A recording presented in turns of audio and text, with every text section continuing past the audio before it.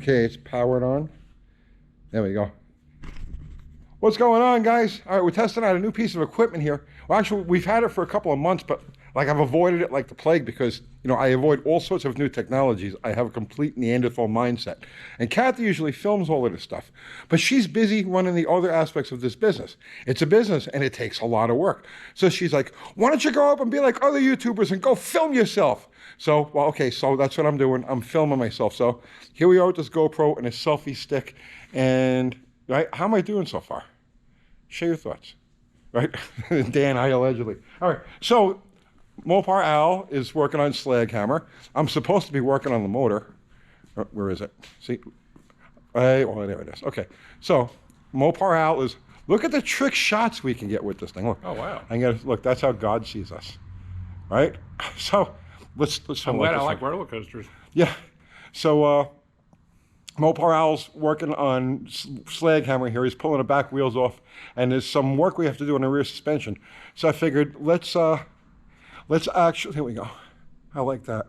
So it's like Batman, we'll do it sideways. I want to jump now. Right, isn't that cool? So I figured let's do a quick tech thing on rear leaf springs because so many people have leaf springs and so many people have problems with leaf springs. And they right away, they want to toss them and say, you know, I'm going to throw a ladder bar in there because wheel hop and all sorts of other things. But I'm going to give you guys a quick, super low dollar fix for most leaf spring issues.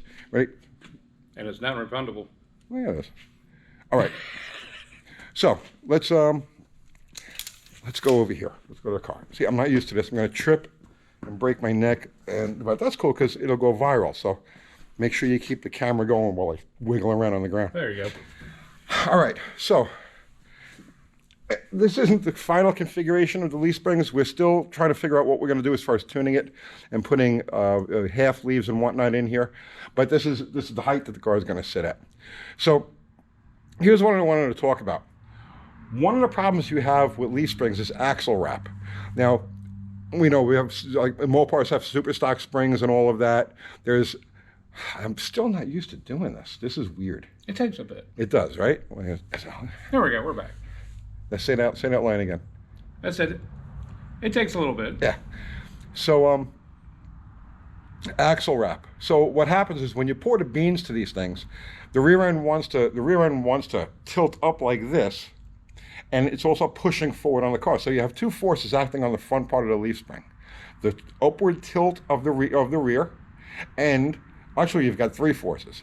You've got the torque from the axle, you've got torque being transferred to the axle that's trying to lift one side and bury the other.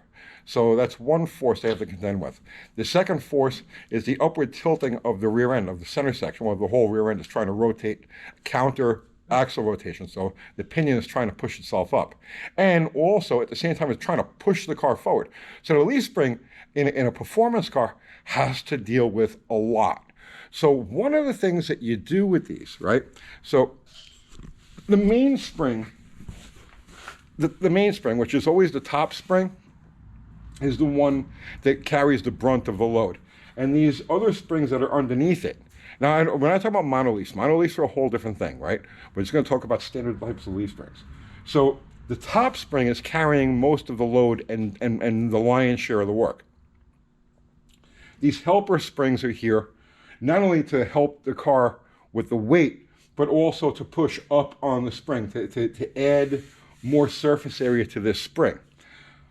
But if you don't have these clamped together, what'll happen is the top spring, because it is a spring, it's a piece of spring steel, will want to form an S shape, okay? And the fact that the axle is pushing the car forward into that S shape actually aggravates it. So what you want to do with any type of performance-oriented leaf spring setup is in the front section, from where the axle mounts, and this is universal. This could be Ford, GM, Chrysler, it doesn't make any difference. From the center point forward, what you want to do is you want to add clamps to the springs here. So that this way, when this top spring tries to bow, and that bow is aggravated by the axle pushing forward on it, when it tries to bow at any point, it's grabbing these bottom springs And these bottom springs are helping keeping it level. So that's also, you want, on a pinion snubber car, like if you're doing a Chrysler or even a Ford with a pinion snubber type of setup, you want to undo all of those clamps from the rear. You want no clamps at the rear at all. You want those springs to be able to be free to fan out. And then on the front, you want to take whatever clamps you took off the back and you want to add them to the front. And there's no number of clamps that's too much. The more clamps you put on here, the more of a solid one-piece setup that you've got. So here, like, let's go over here. Let's look at this other car right next to it conveniently. So this one here has the Chrysler factory super stock springs, and you see that this one has 2 clamps. There's, oh, okay, see, here we go. There's one here, and then there's one here. And I mean, that should be adequate because this is a very short front segment, but you could add a couple more. The most important thing though is at the forward point of each of the bottom springs, each of the helper springs, you want to clamp there. So here's where this spring ends and here's a clamp. Here's where this spring ends and here's a clamp. Okay. But guys, I'm so sorry. I'm not filming this very well, but I'm going to get the hang of this. I'm going to make everybody proud of me. So yeah, simple, extremely low dollar leaf spring tech that like applies universally, right? Right. How are you doing on these? I'm doing, brother. Let's look at what Al's doing here. What are you doing, Al? Oh, we're just mocking some stuff up. Wait, I'm going to turn this thing so I can see you. So we can work on.